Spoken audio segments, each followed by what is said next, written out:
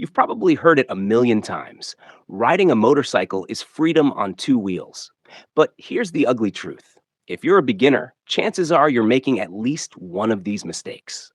And in 2025, with traffic worse, bikes faster, and drivers more distracted than ever, these mistakes aren't just embarrassing, they're dangerous.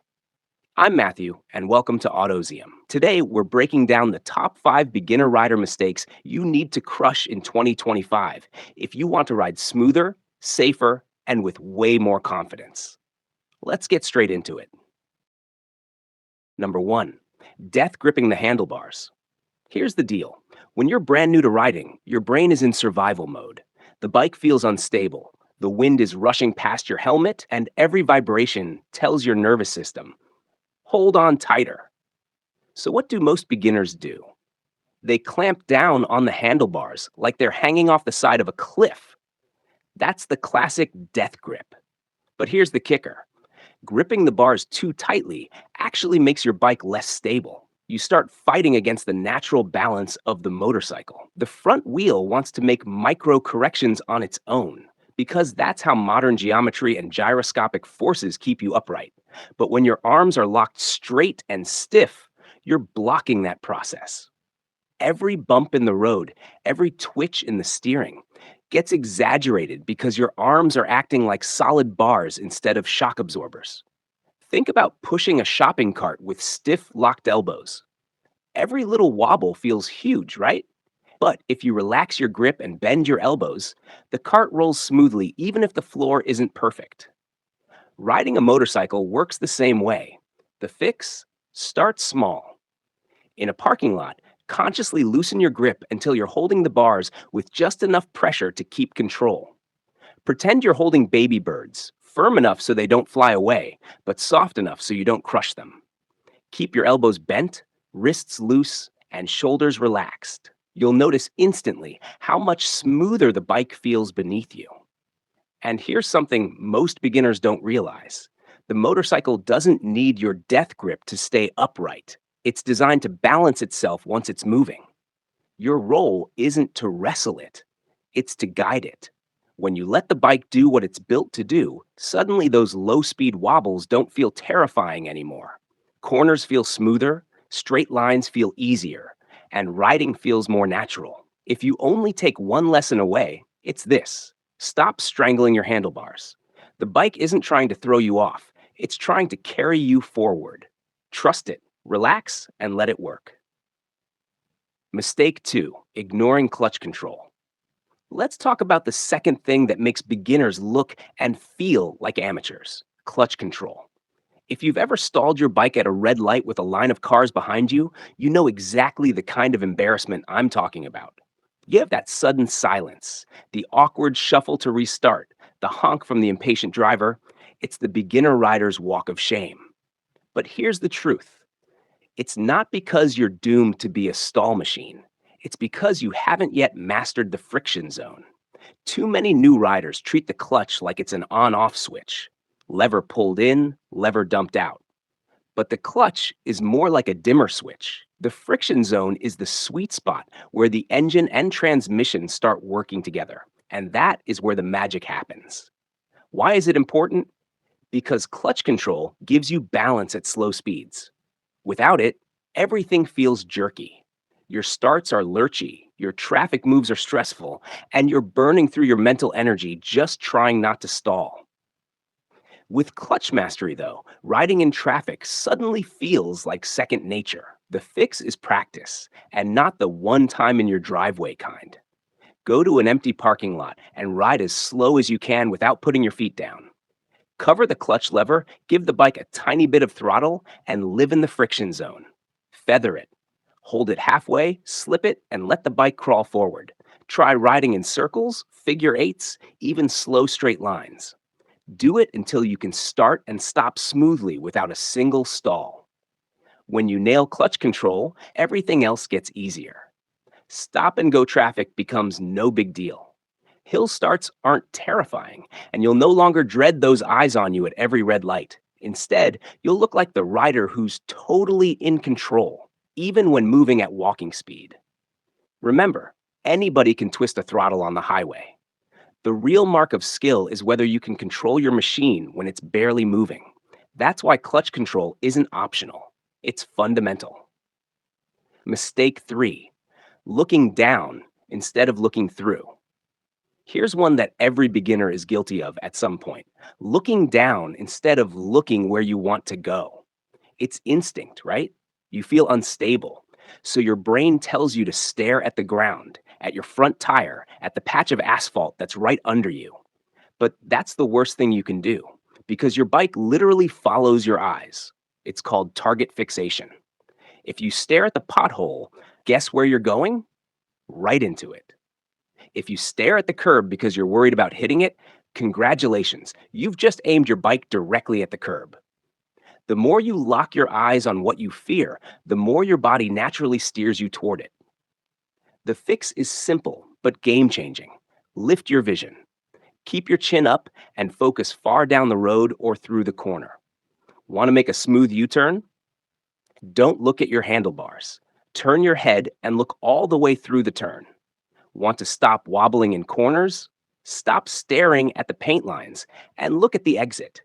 It feels weird at first because you're breaking instinct, but once you commit, the bike responds instantly. The handlebars naturally follow your line of sight.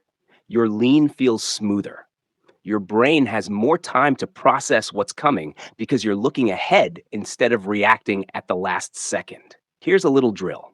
When you're riding at a steady pace, pick a spot down the road, like a tree, a street sign, or even a building, and keep your eyes locked on it as you ride. You'll notice the bike holds a straight, stable line without you forcing it. Then take it to corners. Look at the end of the turn, not the beginning. Suddenly, those shaky, hesitant arcs turn into smooth, flowing curves. It's not just about control, it's about confidence. When your eyes are up, your brain relaxes because it can actually anticipate what's ahead. That confidence flows into your hands, your arms, your throttle. It's a full body reset just from changing where you look. So if you want to stop riding like a nervous rookie, here's the golden rule. Your bike goes where your eyes go. Look down, you wobble. Look ahead, you glide. It really is that simple. Mistake 4, riding like you're invisible, but not in a good way. One of the first lessons every rider hears is this: assume drivers don't see you. And that's absolutely true.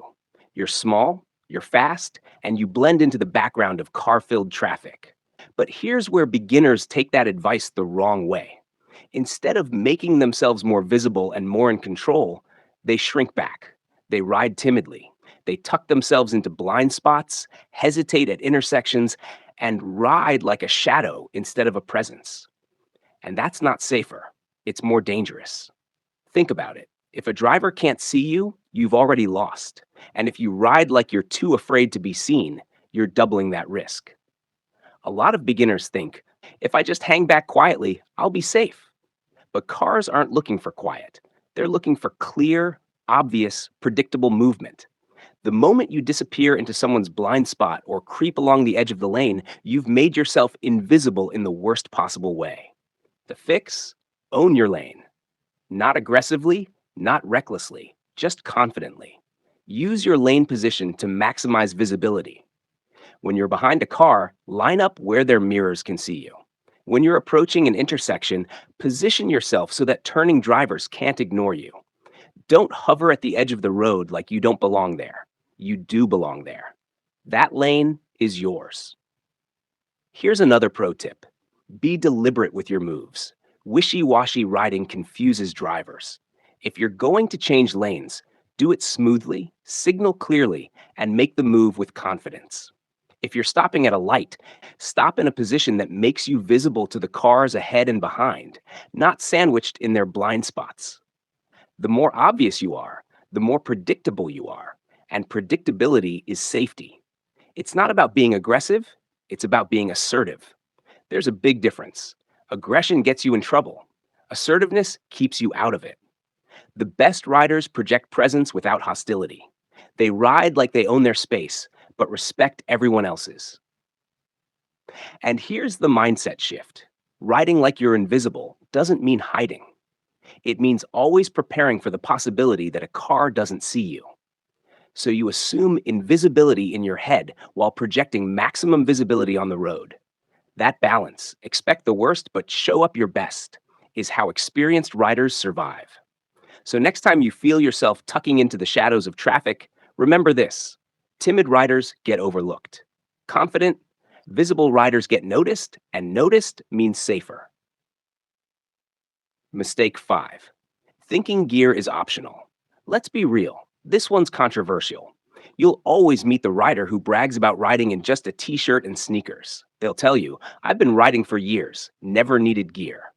And sure, maybe they've been lucky, but in 2025, luck is not a strategy. Traffic is more chaotic, cars are bigger, and drivers are more distracted than ever.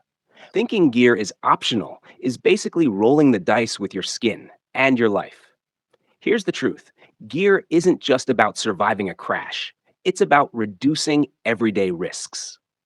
A good helmet doesn't just save your head in a collision, it cuts down fatigue from wind noise, shields your eyes from debris, and keeps you focused. A proper jacket and gloves aren't just for sliding down the road, they protect you from sunburn, rain, cold, and even bugs that can distract you at speed. Riding boots don't just guard against broken ankles, they give you grip at stoplights, preventing embarrassing and dangerous tip overs. Beginners often think gear is for serious riders, but the reality? The most serious riders are the ones who know gear isn't optional. Think about professional racers. Every single one of them wears full protective gear, even though they're some of the most skilled riders on the planet. If Valentino Rossi doesn't hit the track in a t shirt and flip flops, why should you hit the freeway like that? Now, let's talk about cost, because that's another excuse.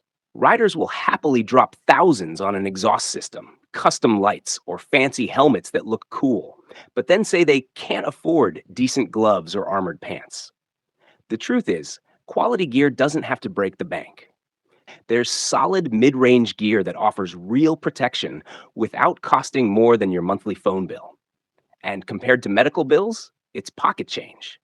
And here's something beginners overlook: gear builds confidence. When you know you're protected, you ride more comfortably, more focused, and less distracted by what if scenarios. You're not constantly thinking about how much your elbows will hurt if you fall. You're free to focus on riding, not worrying. Look, no one's saying gear makes you invincible. It doesn't. But it dramatically improves your odds. You might still crash, but instead of months in a hospital bed, you might walk away with just a bruised ego. That's the difference between riding another day and hanging up the keys for good. So if you're tempted to just ride around the block in shorts and sneakers, stop. Ask yourself this: if today's the day you get hit, do you want to face it in denim and canvas or leather and armor? The answer should be obvious. So there you have it, the 5 mistakes you need to break in 2025. Death gripping the bars, ignoring the clutch, staring at the ground, hiding from traffic. Every beginner makes them. The real test is whether you fix them. If you can crush these bad habits now, your riding journey will be so much smoother, safer, and honestly, way more fun. I'm Matthew. This is Autozium, and if you found this video helpful, hit that like button, drop a comment about which mistake you've caught yourself doing, and don't forget to subscribe for weekly riding tips that make you a better rider, not just a faster one.